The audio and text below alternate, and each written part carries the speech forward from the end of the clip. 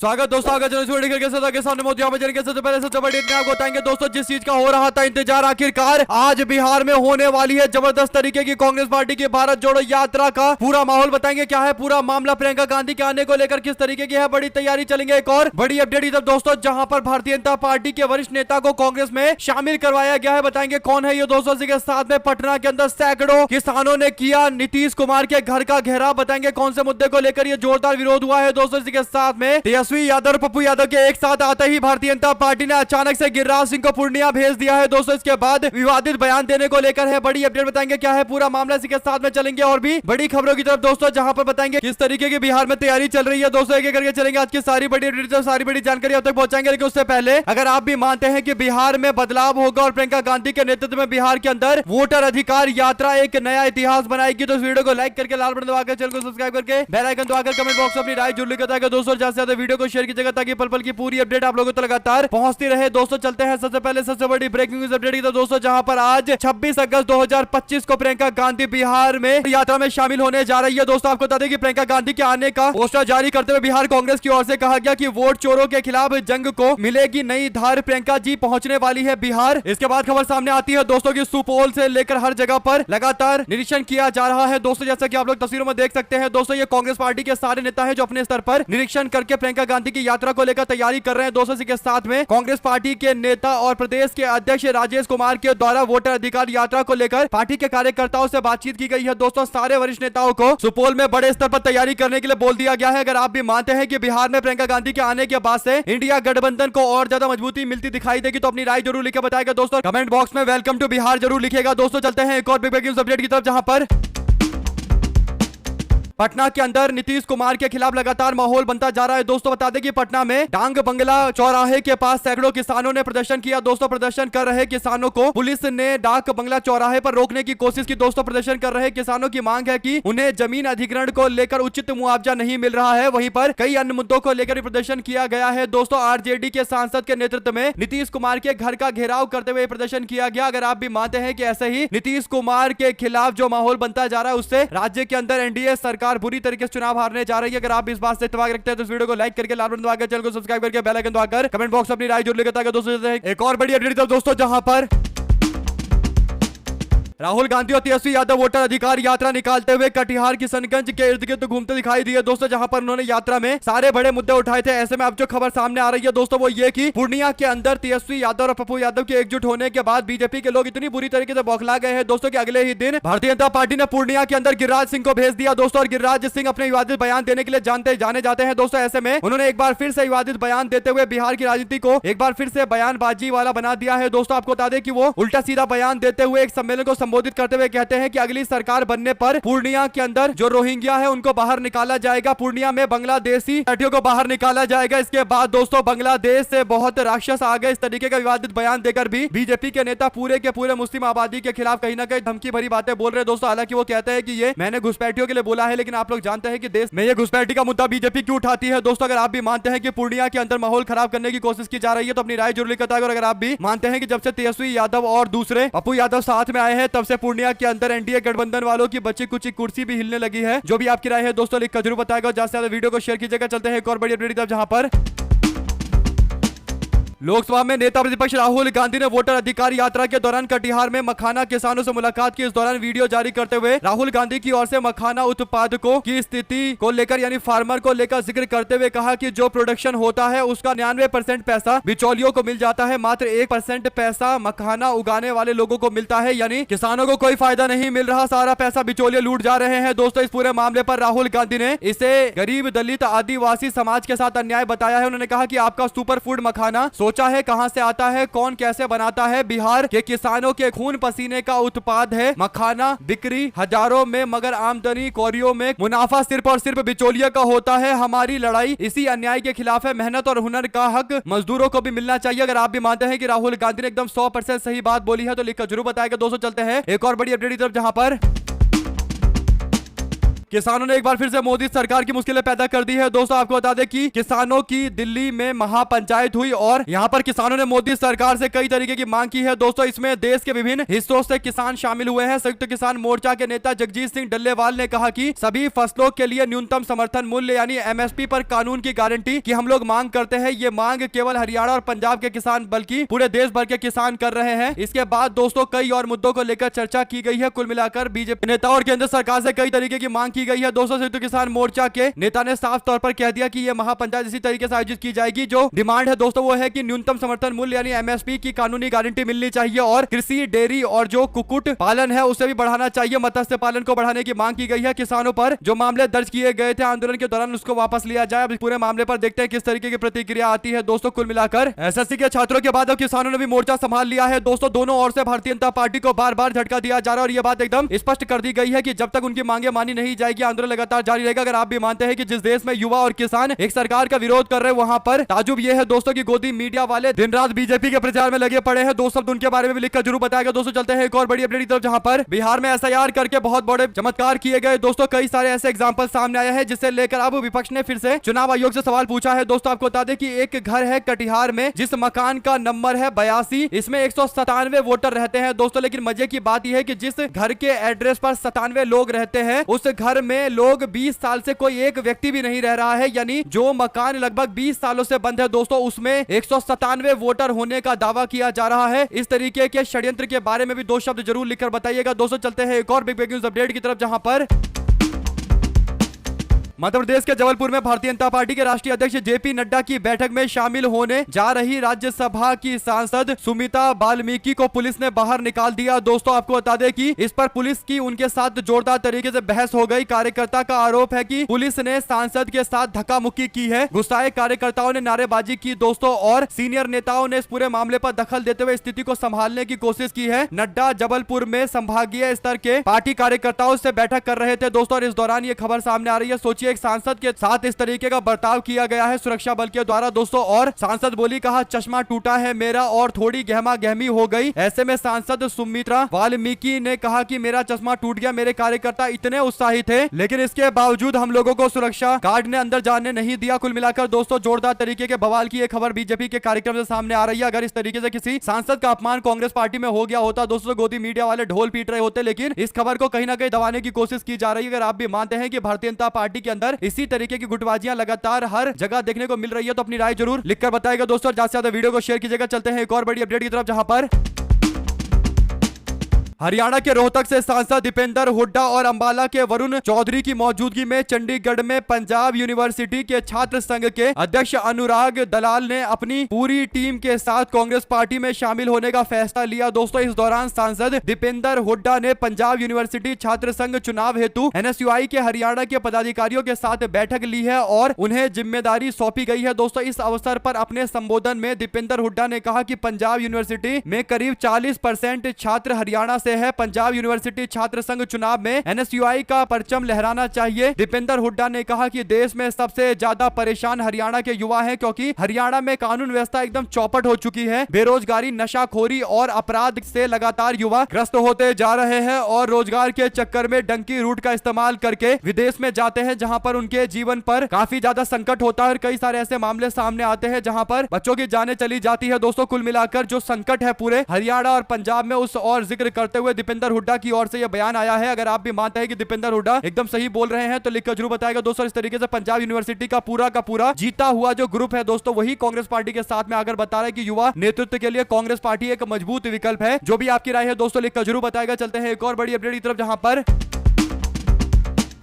देश के अंदर 130वां संवैधानिक संशोधन पर चर्चा चल रही है। दोस्तों से ज्वाइंट पार्लियामेंट्री कमेटी यानी जेपीसी में भेजने को लेकर लगातार दबाव बनाया जा रहा था अमित शाह के ऊपर। इस पूरे मामले पर इंटरव्यू के दौरान अमित शाह के द्वारा कुछ सवालों का जवाब देने की कोशिश की गई लेकिन अरविंद केजरीवाल ने उन जवाबों को पूरी तरीके से ठुकराकर और 2-4 सवाल ऐसे पूछ लिए दोस्तों जिसका जवाब अमित शाह तो क्या भारतीय जनता पार्टी के किसी नेता के पास नहीं होगा। दरअसल अमित शाह कहते हैं कि अगर कोई 5 साल से ज्यादा सजा वाले केस में जेल में जाता है उसे 30 दिन में बेल नहीं मिलती है तो उसे अपना पोस्ट छोड़ना होगा। कोई छिटपुट आरोप के लिए पद नहीं छोड़ना पड़ेगा, पोस्ट नहीं छोड़ना पड़ेगा, मगर जिन पर करप्शन के आरोप है या 5 साल से ज्यादा सजा के आरोप है, ऐसे मंत्री, सीएम या प्रधानमंत्री जेल में बैठकर सरकार चलाएंगे। ये कितना उचित है? ये सवाल गृह मंत्री अमित शाह ने अपने इंटरव्यू वाले से पूछा है दोस्तों। इस पर अरविंद केजरीवाल ने प्रतिक्रिया दी है। केजरीवाल कहते हैं कि जो व्यक्ति गंभीर गुनाहों के मुजरिमों को अपनी पार्टी में शामिल करने के साथ ही उनके सारे केस को रफा दफा करके उन्हें मंत्री, उप मुख्यमंत्री और मुख्यमंत्री बना देता है, क्या ऐसे मंत्री, प्रधानमंत्री को भी अपना पद छोड़ना चाहिए? यह सवाल है। ऐसे व्यक्ति को कितने साल की जेल होनी चाहिए? यह सवाल पूछा जा रहा है दोस्तों। यानी अगर कोई व्यक्ति जेल में जाता है और बाद में पता चलता है कि उसने तो कोई अपराध किया ही नहीं था, जांच पड़ताल के बाद उसको छूट दे दी जाती है, तो अपराध किसके ऊपर तय होगा? किसको सजा मिलेगी? क्या अमित शाह सजा भुगतने को तैयार है? अरविंद केजरीवाल ने साफ शब्दों पर इस मुद्दे को उठाया है दोस्तों। वो कहते हैं कि अगर किसी पर झूठा केस लगाकर उसे जेल में डाल दिया जाए तो बाद में वो दोष मुक्त हो जाता है, तो झूठा केस लगाने वाले मंत्री को कितने साल की जेल होनी चाहिए? कुल मिलाकर दोस्तों इस तरीके से पहले सरकार गिरेगी और बाद में छवि खराब हो जाएगी। और आप लोग जानते हैं कि अगर कोई व्यक्ति अदालत में लड़ाई लड़कर साफ सुथरा वापस लौटता है तो बाद में इस तरीके से प्रचार नहीं होती जैसे उसकी इमेज खराब करने के लिए होती है। तो सबको पता है कि इंडिया गठबंधन के मुख्यमंत्रियों की इमेज खराब करने के लिए उनको जेल में डालकर उनसे सत्ता छीनने से जुड़ा हुआ ये बहुत बड़ा मामला है। जो भी आपकी राय है दोस्तों लिखकर जरूर बताएगा, ज्यादा से ज्यादा वीडियो को शेयर कीजिएगा। इसी बीच दोस्तों बिहार में चुनावी माहौल में राष्ट्रीय जनता दल के वरिष्ठ नेता अब्दुल बारी सिद्दीकी का एक बयान राजनीतिक बहस के मुद्दे में काफी ज्यादा आगे आ गया है दोस्तों। आपको बता दें कि आरजेडी के मुस्लिम चेहरे और पूर्व मंत्री अब्दुल बारी सिद्दीकी ने एक बयान देते हुए कहा कि हिंदू भाइयों को सेकुलरिज्म, सोशलिज्म और संविधान को ज्यादा समझने की जरूरत है, समझाने की जरूरत है। अब्दुल बारी सिद्दीकी के इस बयान पर बीजेपी ने आलोचना करते हुए कहा कि हिंदू कम्युनिटी को एक संगठन द्वारा उन्मादी बनाया जा रहा है। ये जो बयान दिया गया है एकदम गलत है। इस तरीके के बयान पर माफी चाहिए। कुल मिलाकर दोस्तों अब्दुल बारी सिद्दीकी के बयान आरएसएस और भाजपाइयों की मानसिकता की ओर था और उनके द्वारा जो प्रचार प्रसारित किए जाते हैं उसे लेकर था, लेकिन इसे बीजेपी पूरे हिंदू समुदाय के अपमान के तौर पर बताने की कोशिश कर रही है। दो शब्द जरूर लिखकर बताएगा दोस्तों। इस मामले पर भी चलते हैं एक और अपनी बड़ी अपडेट की तरफ दोस्तों, जहां पर इलेक्शन कमीशन ऑफ इंडिया को लेकर एक और बड़ा सवाल पूछा है कांग्रेस पार्टी ने। दरअसल हुआ ये दोस्तों की बिहार के अंदर बूथवार डेटा देते हुए चुनाव आयोग के सवालों को और ज्यादा गहरा दिया गया है दोस्तों। आपको बता दें कि कांग्रेस पार्टी की ओर से कहा गया कि वोट चोरी के सबूत देखिए। कटिहार के अंदर एक बूथ नंबर 222 पर हाउस नंबर 82 है दोस्तों, इसमें 197 लोग रहते हैं चुनाव आयोग की माने तो। इसी तरीके से कटिहार के अंदर एक बूथ नंबर 175 है जिसमें घर का नंबर है 4। यहाँ पर एक घर के अंदर 136 मताधिकार का उपयोग करने वाले मतदाता मौजूद रहते हैं दोस्तों। इसी तरीके से कटिहार के अंदर 175 बूथ नंबर के बाद 203 बूथ नंबर है, इसमें हाउस नंबर यानी घर का नंबर है 60 जिसमें 108 के आसपास लोग रहते हैं दोस्तों। ऐसे ही पूर्णिया के अंदर बूथ नंबर 12 पार्ट 2 है जिसमें हाउस नंबर 2 में 153 लोग रहते हैं दोस्तों, यानी 153 लोगों का एक ही एड्रेस है। इन्हीं एड्रेस को लेकर जब सवाल चुनाव आयोग से पूछा गया था तो वो आनाकानी करते हुए बता रहे थे कि हम जो एड्रेस है वो एकदम सही रखते हैं और जिन लोगों का अपना घर नहीं है उन लोगों को 0 नंबर का एड्रेस दिया गया है। और भी कई बड़ी बड़ी बातें की जा रही थी दोस्तों, लेकिन अब सबूत के साथ में एक बार फिर से इंडिया गठबंधन सामने आया है और तड़ातड़ क्वेश्चन पूछे जा रहे हैं दोस्तों और कोई रिप्लाई चुनाव आयोग की ओर से नहीं आ रहा। 7 दिन बीत चुके हैं। राहुल गांधी को जो चेतावनी दी गई थी अभी तक तो कोई एक्शन चुनाव अधिकारी नहीं ले पाए हैं दोस्तों। अगर आप भी मानते हैं कि राहुल गांधी को धमकी देकर दबाने की कोशिश की जा रही थी, लेकिन इंदिरा गांधी का पोता कहां झुकने वाला है, तो उसके बाद अब धीरे धीरे करके ये लाइन पर आते जा रहे हैं। जो भी आपकी राय है लिखकर जरूर बताएगा। चलते हैं एक और बड़ी अपडेट दोस्तों, जहां पर राष्ट्रीय जनता दल की ओर से भी चुनाव आयोग पर तंज कसते हुए कहा गया कि माननीय चुनाव आयोग हमारे बीएलए यानी बूथ लेवल के जो अधिकारी हैं उनके द्वारा प्रेषित क्लेम आपकी सूचना पट और प्रणाली में क्यों परिलक्षित नहीं हो रही है। ये सवाल इलेक्शन कमीशन ऑफ इंडिया के पास है दोस्तों, यानी बड़ी बड़ी बातें कर रहे थे। अब जब उनसे पूछा जा रहा है कि बताइए जो गप्पे आप मार रहे थे उस पर कितना काम आपने किया है, ज्ञान दे रहे थे, लेकिन अब तो इतने सारे खुलासे सामने आ रहे हैं। जब चुनाव के अधिकारियों से यानी इलेक्शन कमीशन ऑफ इंडिया के अधिकारियों के सामने जाकर शिकायत दर्ज करवाई जा रही है तो उसका भी कोई रिस्पांस सामने नहीं आ रहा है। अगर आप भी मानते हैं दोस्तों कि अभी तो बहुत सारे और बड़े खुलासे होंगे और जो एकदम पूरे मामले को डाइवर्ट करने की कोशिश की जा रही है, तगड़ा झटका है दोस्तों। चलते हैं एक और बड़ी अपडेट की तरफ, जहां पर centre for the study of developing society यानी CSDS के एनालिस्ट संजय कुमार को सुप्रीम कोर्ट से बड़ी राहत मिली है दोस्तों। सर्वोच्च न्यायालय को महाराष्ट्र विधानसभा चुनाव से जुड़े वोटर लिस्ट के एक मामले में उनके खिलाफ दर्ज FIR पर स्टे लगाने के लिए बोला गया था दोस्तों। कोर्ट ने इस बात को स्वीकार कर लिया। महाराष्ट्र विधानसभा चुनाव से संबंधित वोटर डेटा पर कथित रूप से भ्रामक जानकारी प्रकाशित करने को लेकर संजय कुमार के खिलाफ FIR दर्ज की गई है दोस्तों। आपको बता दें कि उनको गिरफ्तार भी किया जा सकता था दोस्तों, लेकिन अब गिरफ्तारी के ऊपर रोक लगा दी गई है। इससे पहले संजय कुमार ने महाराष्ट्र के अंदर डेटा के साथ में यह दावा किया था, आंकड़े के साथ में दावा किया था कि महाराष्ट्र के अंदर कई सारे ऐसे विधानसभा की सीटें हैं जहां पर अचानक से वोटिंग परसेंटेज के अंदर बड़ा इजाफा देखने को मिला है, यानी टोटल जो वोटर आए हैं उस क्षेत्र के अंदर वो अचानक बढ़ गए हैं। इस पूरे मामले को लेकर कई सारे सवाल खड़े होते हैं दोस्तों, जिस पर भारतीय जनता पार्टी कन्नी काट रही थी, जवाब देने से मना कर रही थी। लेकिन अब जब बीजेपी के नेता को पता लगा कि सीएसडीएस के संजय कुमार अपने बयान से पलट गए हैं, तो अब जाकर मुकदमा दर्ज करा के पकड़ने की कोशिश की गई थी। आपकी क्या राय है पूरे मामले पर, लिखकर जरूर बताएगा दोस्तों, और ज्यादा से ज्यादा वीडियो को अपने लोगों तक शेयर कीजिएगा। दोस्तों चलते हैं एक और बड़ी अपडेट की तरफ, जिसमें मोदी जी की डिग्री नहीं लोगों के सामने जाहिर हो पा रही है, लेकिन हम अपनी डिग्री दिखाने को तैयार है। यह बयान आया है वरिष्ठ पत्रकार राकेश पाठक का। दोस्तों वो कहते हैं कि नरेंद्र मोदी डिग्री नहीं दिखा रहे हैं, लेकिन हम अपनी डिग्री दिखाने को तैयार है। ऐसे में दोस्तों भारत के न्यायपालिका के इतिहास में, न्यायिक इतिहास में यह काला दिन है जब सूचना आयोग यानी CIC इंफॉर्मेशन कमिश्नर की ओर से डिग्री दिखाने का आदेश दिया गया था। दोस्तों दिल्ली हाई कोर्ट ने उस आदेश के ऊपर रोक लगा दी। दो शब्द जरूर लिखकर बताएगा दोस्तों। लोगों ने कहा कि चुनाव आयोग हमें CCTV कैमरा नहीं दिखाएगा, नरेंद्र मोदी हमको डिग्री नहीं दिखाएंगे, तो यह किस तरीके का देश में तथाकथित विकास चल रहा है, जिस पर हर जगह से सवाल उठते हैं। दोस्तों जो भी आपकी राय है लिखकर जरूर बताएगा। चलते हैं एक और बड़ी अपडेट की तरफ, जहां पर